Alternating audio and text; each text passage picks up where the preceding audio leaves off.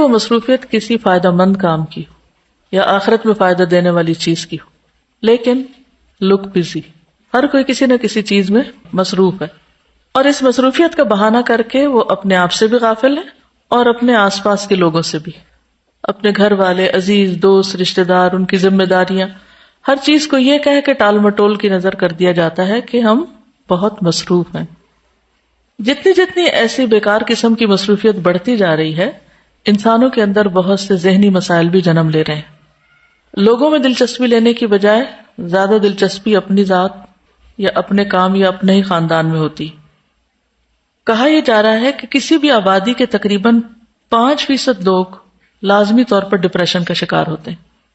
مردوں میں اس کا تناسب 2 سے 5%، جبکہ عورتوں میں 5 سے 8%، یعنی عورتیں مردوں کے مقابلے میں جلد مایوس اور پریشان ہو جاتی ہیں۔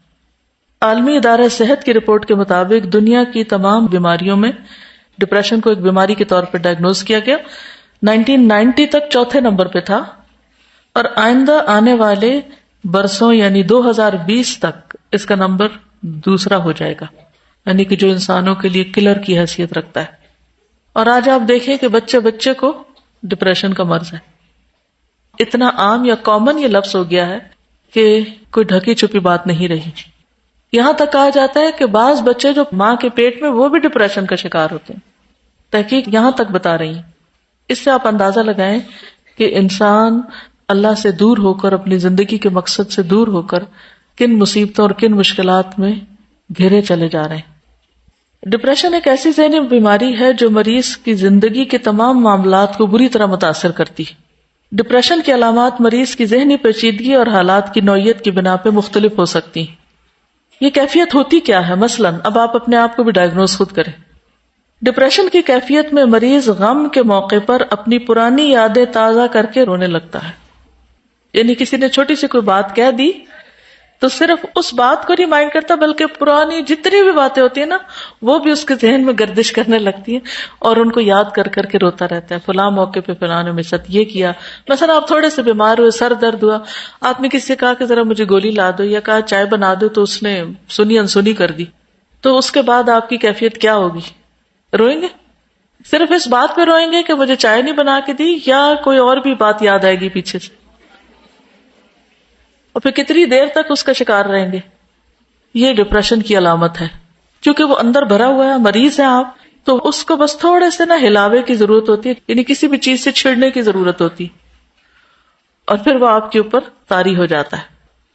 اگر کسی دوسرے کو کوئی دکھ ہوتا ہے، نقصان ہوتا ہے، تو فوراً افسردہ ہوتا ہے، اس کو اپنے اوپر طاری کر لیتا ہے۔ کبھی ایسا ہوا کہ آپ نے کسی کو تکلیف میں دیکھا اور پھر اس کے بعد آپ خود گہری پریشانی کا شکار ہو گئے، تو اس سے باہر نکلے ہی نا؟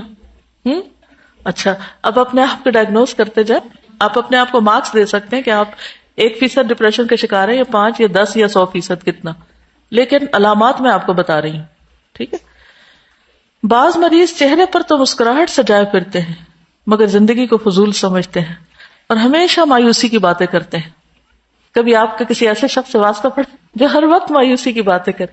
یہ حالات بڑے خراب ہیں، اور ہمارے ملک میں ہر جگہ پر بم پھٹ رہے ہیں، اور کسی کی زندگی محفوظ نہیں، اور گیس بھی لوڈ شیڈنگ ہے، اور بجلی کا بل تو ویسے ہی بہت زیادہ آ رہا ہے، اور مرغیاں بھی پتہ نہیں کیا فیڈ کھاتی ہیں، اور ہر چیز سے بیزار۔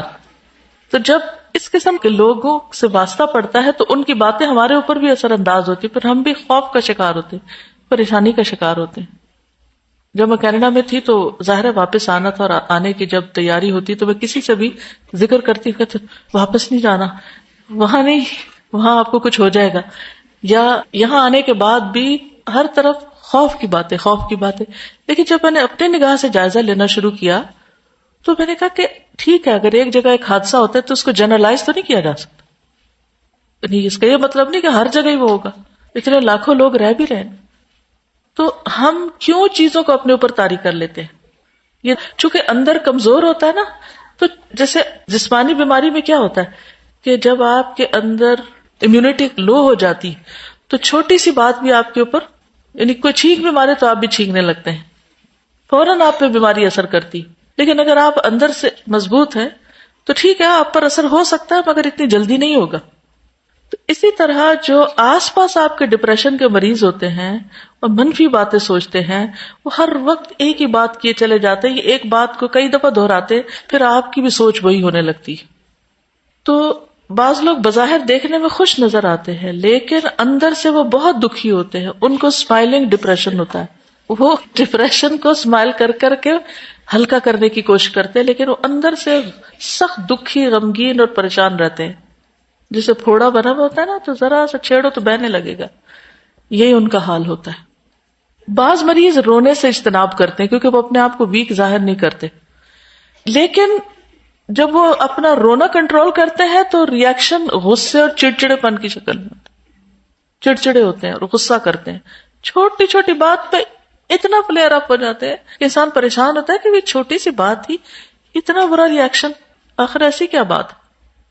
یعنی کبھی کبھار تو غصہ ہر ایک کو ہی آ جاتا ہے، لیکن ایسے لوگ اتنے چڑچڑے اور اریٹیٹڈ ہوتے ہیں کہ چھوٹی سی بات بھی اس میں بھی چیخ اٹھتے ہیں، ہر تھوڑی دیر بعد چیخ اٹھتے ہیں. یعنی بات نہ کرنا، چیخنا انہوں نے اپنا وتیرہ بنا رکھا ہوتا ہے.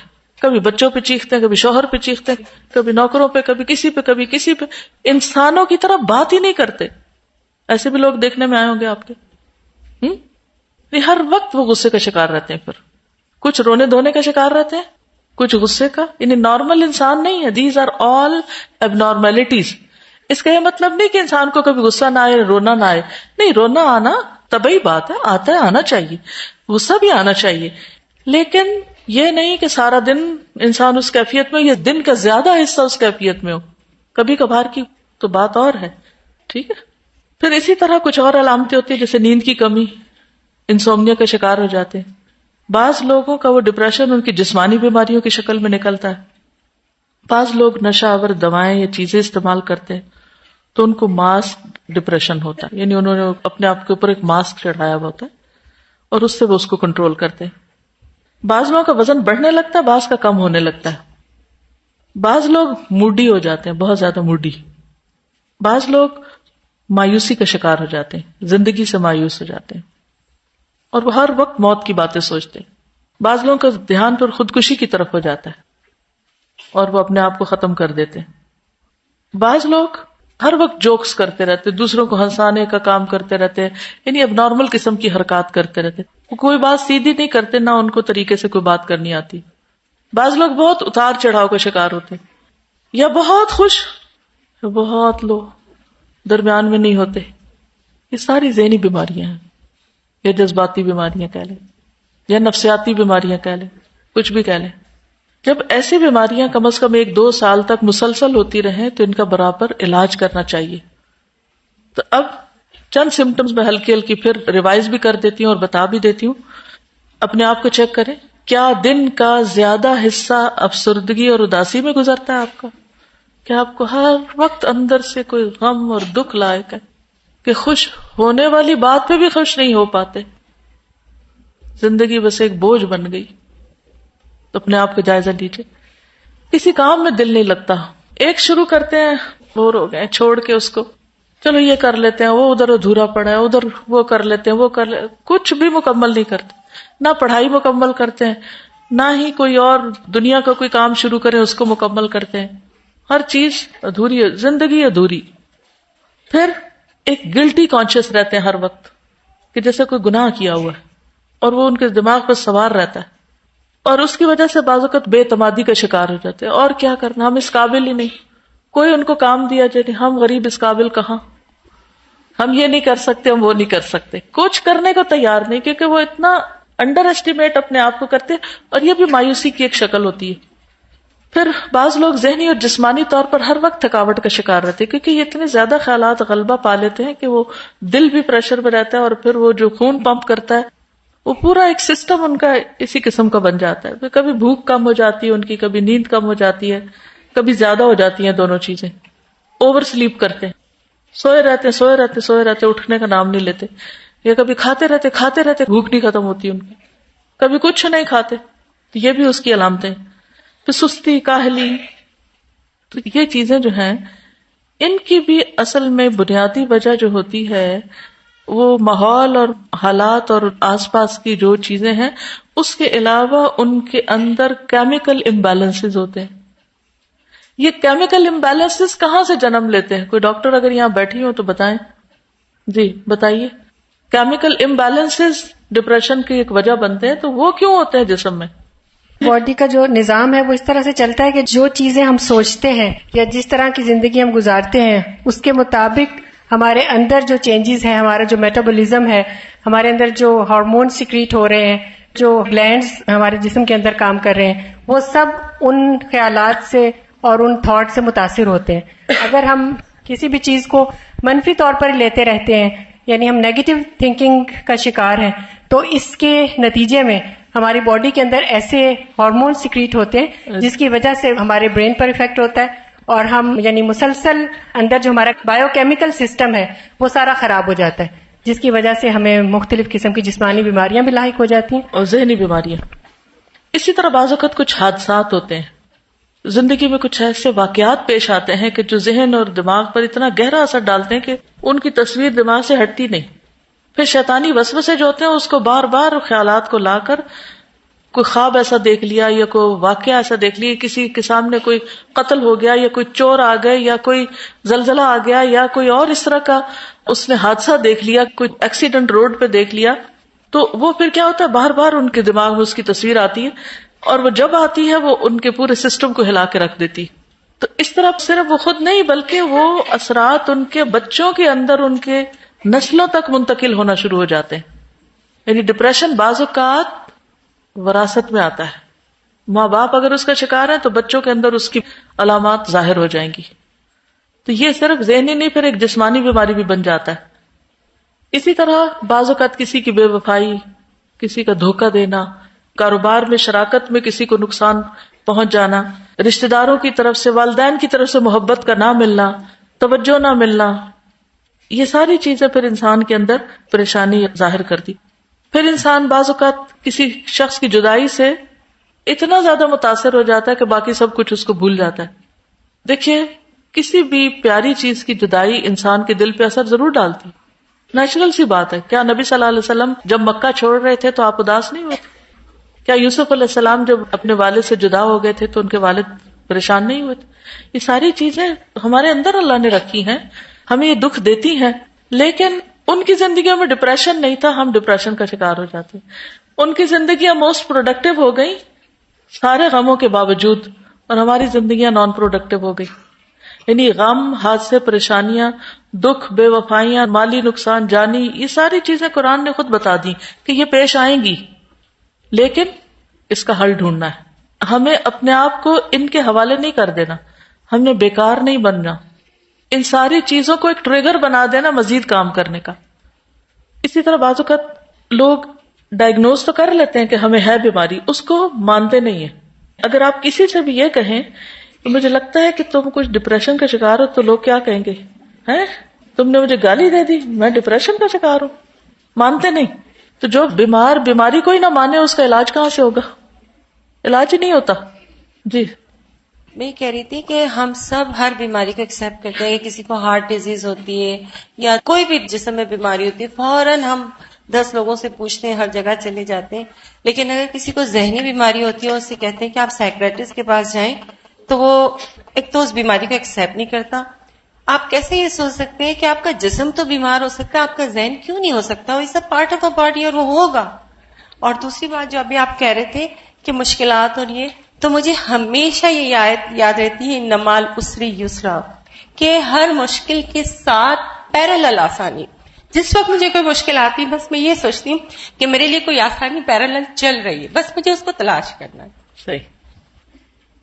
جی استاذہ، سائنس تو یہ کہتی ہے کہ ذہن جو ہے وہ ہمارے باڈی کو کنٹرول کرتا ہے اور بہت کیمیکل چینجز ہوتی ہیں اور اس سے سب کچھ آگے بدل جاتا ہے، لیکن جو روحانیت ہے وہ یہ کہتی ہے کہ جو خصوصاً ڈپریشن ہے یہ ایک روحانی بیماری ہے، آغاز ہمارے دل سے ہوتا ہے. کیونکہ اکثر ایسا ہوتا ہے کہ ہم کہتے ہیں کہ ہم بالکل فٹ ہوتے ہیں لیکن ایک کام کرنے کا دل نہیں چاہ رہا، سمپلی اتنا کہتے ہیں دل نہیں چاہ رہا، اور پورا باڈی اس کو رسپونڈ کرتا ہے اور ہم کچھ نہیں کر سکتے. اور یہ بھی دیکھنے میں آتا ہے کہ جو شیطان ہے، جیسے ہم نے پڑھا بھی ہے کہ وہ مایوسی پھیلاتا ہے اور اس کی تھوتنی ہے وہ ہمارے دل پہ رکھ دیتا ہے جب ہم مایوس ہوتے ہیں اور پریشان ہوتے ہیں. اور استاذہ میں چونکہ اس کیفیت سے گزری، جب میرے والد جو ہیں وہ اس دنیا سے رخصت ہوئے تو میرے والد بہت پریکٹیکل ایک مسلم تھے، اور میں جب وہ چلے گئے تو میرے اندر جب ڈپریشن آیا تو میں نے سوچا کہ مجھے وہ کرنا ہے جو میرے والد نے کیا تھا، اور مجھے زندگی کو اسی طرح گزارنا ہے کیونکہ وہ سنت طریقے پر گزارتے ہوئے گئے. اور پھر میں نے ان کے طریقے کو فالو کرنا شروع کیا، اور میں نے اپنے دل کی اس کیفیت کو چینج کرنے کے لیے لا حول ولا قوت الا باللہ، اور یہ ابھی تک میرے ساتھ ہے، مجھے کام آتا ہے.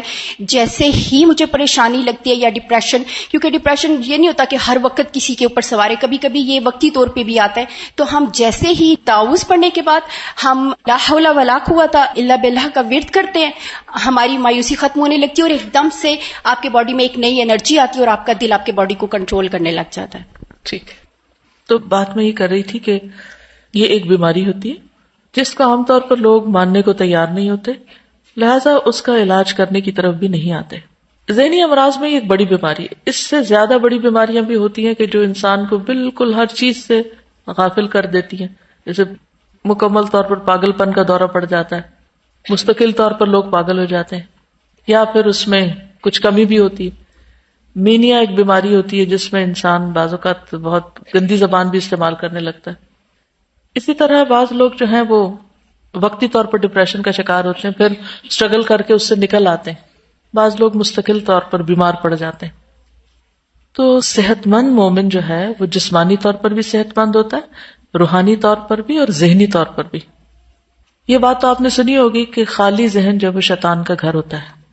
شیطان چونکہ ہمارا دشمن ہے، اس لیے وہ چاہتا ہے کہ ہم آخرت میں اس کے ساتھ ہوں، اور اس نے یہ کہا تھا کہ میں انسانوں کی ایک بڑی تعداد کو اپنے ساتھ جہنم میں لے جاؤں گا. اور جہنم میں لے جانے کے لیے اس کو ایسے کام کرنے ہیں کہ جس سے اسے زیادہ محنت بھی نہ کرنی پڑے اور لوگ بیکار رہ کر فضول چیزوں میں وقت ضائع کر کے اللہ تعالیٰ کی دی ہوئی صلاحیتوں کو ضائع کر کے آخرت میں خسارے میں پڑ جائیں. اگر کوئی شخص ان علامات کو سامنے رکھ کے دیکھتا ہے کہ اس کے اندر یہ مسائل ہیں اور وہ مان لیتا ہے تو پھر اس کا حل اس کو تلاش کرنا ہے، کیونکہ یہ ایک کلر ہے جو جسمانی طور پر بھی کل کرتا ہے لیکن ایمانی طور پر مایوسی کفر تک پہنچا دیتی انسان کو، اور پھر ہماری آخرت کے لیے سخت نقصان دہ. اس اعتبار سے بھی ایک کلر ہے کہ جس نے کچھ نہ کیا زندگی میں اور صرف روتے دھوتے اور شکوے شکایتوں میں زندگی بسر کر لی، تو پھر آخرت میں اس کے لیے کیا ہے؟ اللہ تعالیٰ نے قرآن مجید میں سب سے پہلے ہم سے کیا چاہے؟ الحمدللہ کہنا. سورۃ الفاتحہ جو سب سے پہلی سورت ہے اس میں سب سے پہلی آیت کیا؟ الحمدللہ. کہ قرآن ہمیں شکر گزار بنانا چاہتا ہے، اللہ تعالیٰ ہمیں شکر گزار بندہ دیکھنا چاہتے. تو ڈپریشن کا مریض اس بات کا کھلا ثبوت ہے کہ اس کے اندر شکر گزاری نہیں ہے. کیوں؟ اس لیے کہ وہ ان نعمتوں کو دیکھ ہی نہیں پا رہا جو اللہ نے اس کو بے پناہ دے رکھی.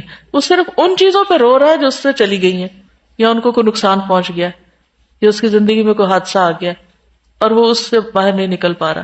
تو پہلی چیز یہ ہے، سورۃ النساء 29 میں آتا ہے وَلَا تَقْتُلُوا أَنفُسَكُمْ، اپنے نفسوں کو، اپنی جانوں کو قتل مت کرو. ان اللہ کان بکم رحیما، بے شک اللہ تم پر بہت مہربان ہے، بہت مہربان ہے. اچھا، جب ہم اس آیت کا ترجمہ یا تفسیر کرتے ہیں تو عام طور پہ ہم کیا کہتے ہیں کہ بھی خودکشی نہیں کرو، جان نہیں مارو.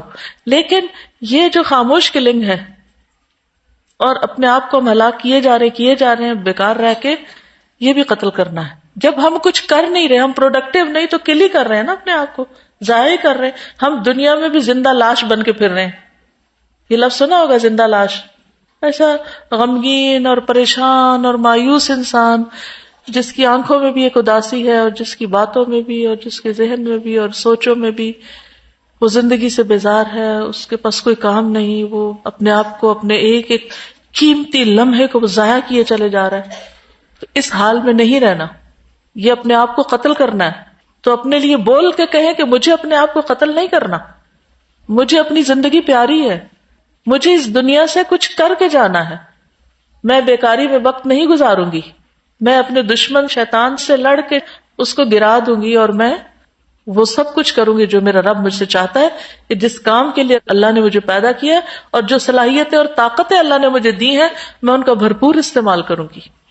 اس کے ساتھ یہ بات بھی یاد رکھیں کہ یہ جو مختلف کیفیات آتی ہیں ہم پر، یعنی بعض لوگوں کو ہوتا ہے نا کہ مسلسل اور مستقل بیماری بن گئی، اور بعض لوگ ایسے ہوتے ہیں کہ جو کسی وقت بہتر ہوتے ہیں کسی وقت ڈاؤن بھی ہو جاتے. یہ کیفیات سب پہ آتی ہیں، سب پر آتی ہیں.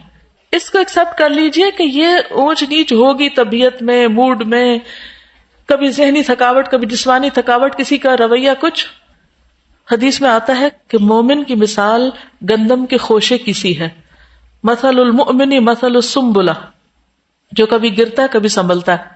گندم لگی کبھی دیکھی، ہوا چلتی ہے تو کیا ہوتا ہے، ایسے لیٹ جاتی ہے ساری گندم، پھر تھوڑی دیر کے بعد آپ دیکھیں گے سیدھی کھڑی ہے. تو بعض اوقات ایسی ہوائیں چلتی ہیں، ایسی آندیاں آتی ہیں، ایسے واقعات پیش آتے ہیں کہ جس کی وجہ سے ہم پریشان ہو جاتے ہیں، ہم لیٹ جاتے ہیں.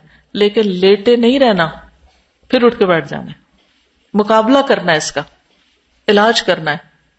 نبی صلی اللہ علیہ وسلم نے فرمایا مومن مرد اور عورت پر جسمانی یا مالی یا اولاد کی طرف سے مستقل پریشانیاں آتی رہتی ہیں، یہاں تک کہ جب وہ اللہ سے ملتا ہے تو اس کا ایک گناہ بھی باقی نہیں رہتا.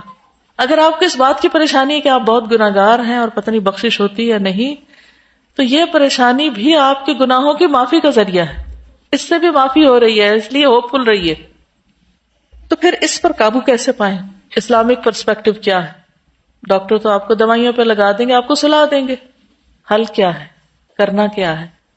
استاذہ یہ مجھے اسپریچول ڈیزیز بھی لگتی ہے، اور اس کا بھی علاج ہمیں میڈیسن سے تو کرنا ہی ہے، لیکن ساتھ ساتھ مجھے اس میں اسپریچول کا بھی ایلیمنٹ نظر آتا ہے کہ اسپریچول ڈیزیز ہے، اور اس کو ہمیں قرآن، اذکار اور ان چیزوں کے ساتھ اٹیچ ہو کر اللہ سے تعلق جوڑ کر، تو یہ بھی بہت فائدہ مند چیز ہے. اگر آپ مائنڈ نہ کریں تو اپنی مثال بتا دیں، سب کو فائدہ ہو جائے. میں 2002 میں کیا تھا الہدائی سے کورس، اس کے بعد پھر میں گھر میں کام کرتی رہی. 3 سال ہوئے میرے ہسبینڈ کی ڈیتھ ہوئی، تو اس کے بعد پھر میں نے گھر میں وقت گزارا، تو وہ ایک تنہائی، بچے نہیں تھے، ہسبینڈ بھی نہیں تھے، تو پھر اکیلے رہی. تو اس کی وجہ سے مجھے تھوڑا سا ہلکی لیفٹ ٹیمپرل ہیڈیک شروع ہوئی. میں ڈاکٹر کے پاس گئی، ایک ڈاکٹر نے کہا دوسرے کے جاؤ، تیسرے کے جاؤ. چونکہ میرے ہسبینڈ ڈاکٹر تھے، پروفیسر آف ریڈیولوجی، تو بینگ اے پروفیشنل ریگارڈ تو وہ مجھے کافی VIP ہینڈل کرتے تھے، بورڈ بٹھاتے تھے میرے لیے. تو وہ اتنے بڑے بڑے سائکیٹرسٹ کے بورڈ بیٹھتے تھے، پھر میرے لیے دوا سجیسٹ ہوتی تھی. تو میں تنگ آ گئی 3 سال دوا کھا کے. تو پھر میں ایک دن استاذہ کی کلاس میں بیٹھی ہوئی تھی، تو استاذہ نے پوچھا کیا کر رہی ہیں آج کل. میں اس دن سوچ کر آئی تھی کہ میں سارے ڈاکومنٹس استاذہ کو دکھاؤں گی. تو وہ اتنے سارے میری پرسکرپشن تھے، میں نے استاذہ کے آگے رکھے. تو استاذہ کو میں نے بتایا کہ استاذہ میں ان چیزوں سے جان چھڑانا چاہتی ہوں، میں بالکل ٹھیک ہوں، بالکل فٹ ہوں، بٹ یہ مجھے کیوں میڈیسن لینا پڑتی ہے.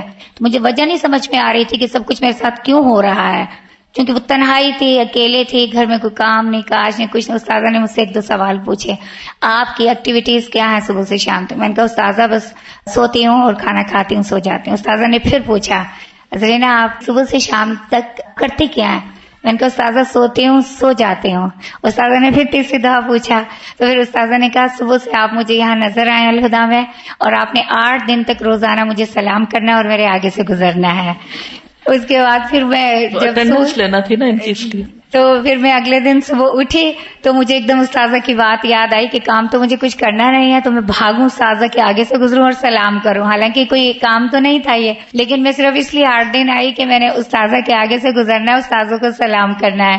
تو اس کے بعد پھر استاذہ نے پھر مجھے بلایا. استاذہ نے کہا کہ آپ کام شروع کریں الہدا میں، اور اب آپ مجھے کام کرتے ہوئے نظر آئے. الحمدللہ 10th بیچ تھا تعلیم القرآن کا، تو اس میں ایز اے گروپ انچارج وہ گزارا. اس کے بعد حدیث کورس میں، اور اس کے بعد اب کورسز کوآرڈینیٹر ہوں الہدا کے. الحمدللہ میڈیسن ایک ایک کر کے ساری چھوٹ گئی ہیں، پتہ بھی نہیں کہاں نسخے ہیں، کہاں دوائیں ہیں. شاید ڈاکٹر اب مجھے یاد کرتے ہوں گے.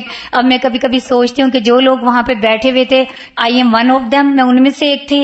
اور کتنا مجھے خوف آتا ہے کہ وہاں تو کوئی بھی نہ جائے، کیونکہ آپ کو اتنا کچھ نہیں ہوتا ہے. مطلب اگر میں بیمار ہوتی تو یہاں بیٹھی بھی ہوتی، میں ٹھیک تھی بالکل. وہ جو ایک تنہائی، لون لینس، کام نہ کرنا، غفلت اور بیکاری، اس چیز کی وجہ سے یہ سب کچھ ہو رہا تھا. اب میں وہاں کے لوگوں کو دیکھتی ہوں تو میں گھبراتی ہوں کہ وہ بھی وہاں سے نکلیں، مگر انہیں کون نکالے. بالکل ان سب کی بھی مدد کرنی ہے انشاءاللہ.